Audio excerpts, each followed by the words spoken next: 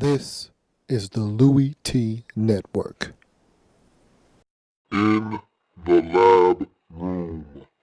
10 minutes or less.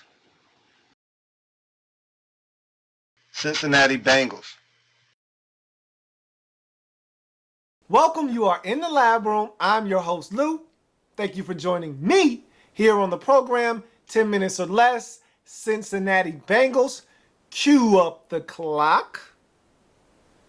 Let's go. So, season rewind for the Cincinnati Bengals. We look back at 2013, and I want to go immediately to Halloween. You fast forward to Halloween. Cincinnati Bengals are 6-2 at the time, and they're going into Thursday Night Football, taking on the Miami Dolphins. And I am drinking. I'm talking about I am guzzling the Andy Dalton Kool-Aid at this point. To me, by far his best performance of his career. He had just played 2 weeks prior at Detroit. Huge win on the road. He was sharp. I was loving it. And I just felt like Andy Dalton had finally turned the corner. The next week, they beat up the Jets by 40 at home. And I'm thinking Andy has finally got it. He's gotten it. He understands what this team needs from him. He has finally hit his apex. And then Halloween happens. Andy has a miserable game. They lose to the Dolphins, who are struggling at the time. They lose the next week to the Ravens. They find a way to beat the Browns the following week, right before their bye. They get to the bye at 7-4. But I'm not sure about this team, even though I still feel like they're the best team in their own division. They come off the bye, and they proceed to win 4 out of their final 6 games to get to 4 out of their final 5 games to get to 11-5 on the season. Good enough to win the AFC North division. But they get to the postseason, and Andy Dalton's alter ego shows up, and it's a mess. They get beat up at home by the 6th seed San Diego Chargers, and the rest is history. So we find ourselves here looking at this team and wondering what happened defensively. They were a juggernaut, and they were running the ball okay. We'll talk about the run game here in a second, but they had everything necessary. I thought they were ready to be the team that was going to challenge Denver in the AFC Championship game. That's how strongly I felt about Andy Dalton and this Cincinnati Bengals team.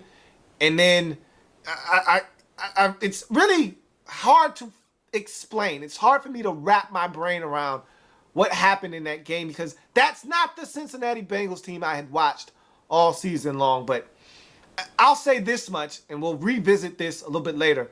I'm no longer on the Andy Dalton bandwagon.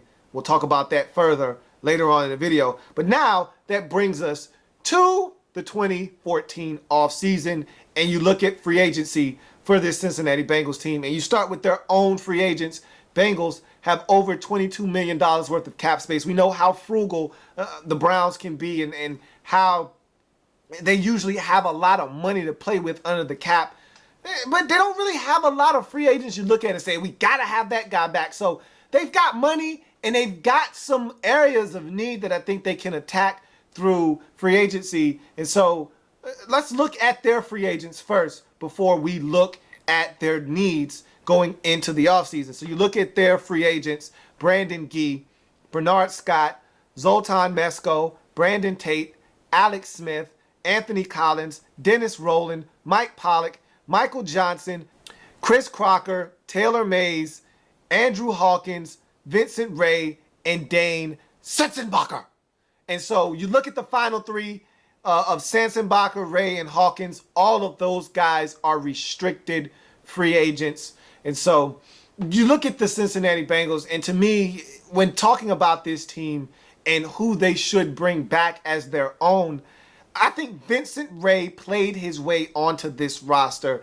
If you didn't know him before, you know him now. I thought he had a stellar campaign. When guys went down, he stepped in, and I thought he played a vital role in this team playing some good football down the stretch. That last stretch of football where they won 4 out of 5 to finish up the season, he was huge down the stretch. Had some big interceptions, had some sacks. He was all over the football field. I like Vincent Ray. I like what he brings to the table. I think he needs to be a Cincinnati Bengal moving forward. What about Andrew Hawkins? He's your stuff. He's restricted, so you get first dibs on him. I like Andrew Hawkins. The injury that he had last year kind of really set the tone for his season. It wasn't a big season like it was the prior season. And so I think he had a lot of expectations coming into 2013, and he really didn't live up to them because of the injury. I'd love to see him get a full offseason of work and stay healthy. I think he's a guy that is a difference maker. And I think that outside of A.J. Green, young, fresh, and green, and yeah, I like Marvin Jones a lot. Those two are playmakers. I think the next guy in line at the receiver position that's a playmaker is Mr. Hawkins. I'd love to see Hawk come back. But if you don't want to have Hawk back, there are a lot of teams that would love to take him off your hands. Once again, he's restricted, so you have first dibs on Andrew Hawkins. I think he's a guy in the slot that can cause some problems. He should be a Cincinnati Bengal. You look at this offensive line, Dennis Rowland. Here's a guy that's a swing tackle. These are valuable in the National Football League. Guys that don't start, but in a pinch can play left or right tackle. You know he's there, and so you feel comfortable knowing that if a guy goes down at one of those tackle positions, or you got to shuffle some things around on your offensive line, that guy can come in and kind of stabilize things while the guy that's out of the lineup is on the mend. I think Dennis Rowland is a solid guy on this roster, not going to cost you a lot to bring him back. Maybe you want to draft somebody and kind of work them into the mold of a swing tackle. Maybe you have somebody on the roster that's beating on that door right now and you can allow him to walk. But until you identify that guy as the next swing tackle, I think you need to hold on to Dennis Rowland. Let's attack the elephant in the room quickly, and then we'll finish up who else I think you need to bring back in Cincinnati. Michael Johnson. Okay, he has the huge 2012 season, and you look around, what to do. You pay Geno Atkins, you pay Carlos Dunlap, and he's the odd man out. Then he follows up 2012 with a stinker in 2013. Not a lot of sacks, not a lot of pressure. Maybe some of that can be attributed to Geno Atkins going down. I don't want to make excuses for the guy. 3.5 sacks is 3.5 sacks. So I look at your amount of cap space. We're talking over $22 million, which is plenty. What are you really doing with your money where you can't re-sign Michael Johnson? Okay, so you might be working on a new deal with Andy Dalton, which I really don't approve of. But again, I'm a big believer in if you don't have anything better, what are you doing? You don't get rid of your stuff unless you have something else better already lined up. And I don't mean you got your sights on it. I mean, it's already in-house. Unless you have that available to you, you can't get rid of your stuff. Andy Dalton is your stuff. So, okay, you're working on a new deal with Andy. What else are you doing with your money that is going to stop you from making a deal with this guy? Maybe a looming contract with A.J. Green. Sure. But I get why Michael Johnson isn't a priority. You got a lot of money tied up into this defensive line as it is. And again, he's inconsistent. He didn't produce the numbers that you were looking for from him. And so if anybody can walk, it's Michael Johnson. Last but not least, Anthony Collins. Do you want him back? Don't you want him back? I think you can upgrade the left tackle position. Now, check this out, though. Bengals were third in the league in least amount of sacks given up with only 29. Now, you could attribute some of that to Andy Dalton getting the football out of his hands quickly. You could attribute that to the offensive line doing their job very, very well. Or it could be a combination of both. All I know is the offensive line had one bad game, and that game happened to be in the postseason against San Diego. I don't like to blow things out of proportion, but I think you can upgrade this line because you didn't create a lot of space in the run game. It's not just the passing game. The running game suffered last season. 3.6 yards per carry. That is atrocious. That was good for third worst in the league.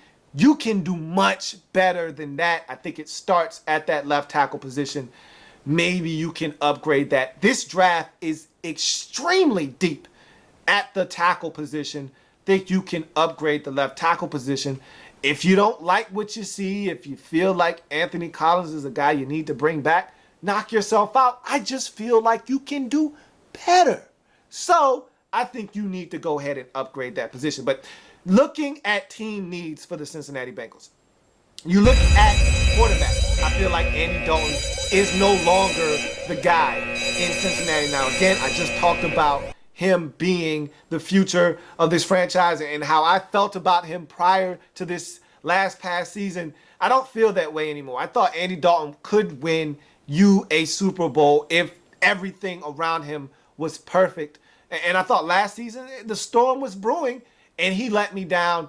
I feel like you need to go and get something young in the draft and see if you can groom that up. But that might not be until 2015. Who knows? I think Andy Dalton is going to be the quarterback in Cincinnati anyhow. So I'm not even really going to harp on quarterback, but I think you could use another quarterback. You definitely need help at the cornerback position. How many years can you sustain an injury at the cornerback position? I'm really just talking about Leon Hall and really suffer because of it. I think it's time for you to upgrade the cornerback position. Terrence Newman and Adam Jones are getting up there in age. I think you need to upgrade the cornerback position. And there are some corners. I can run off four, and I'm not going to really harp on it, but I can run off four corners. Vontae Davis, Sam Shields, Will Blackman, and also Tremaine Brock, all free agents, all guys that can come in, start on your football team, and help you immensely. And lastly, the outside linebacker position is one that I think you can upgrade as well. I really wasn't feeling James Harrison at that outside linebacker position. He was sharing some of the duties. I just feel like you can upgrade that linebacker position there if you are the Cincinnati Bengals. You've got plenty of money to spend. You've got draft picks. You've got every asset, every resource necessary for you to have a great offseason. Do not waste a good offseason. This team is on the cusp of doing something. You need to make some moves to get you over the hump.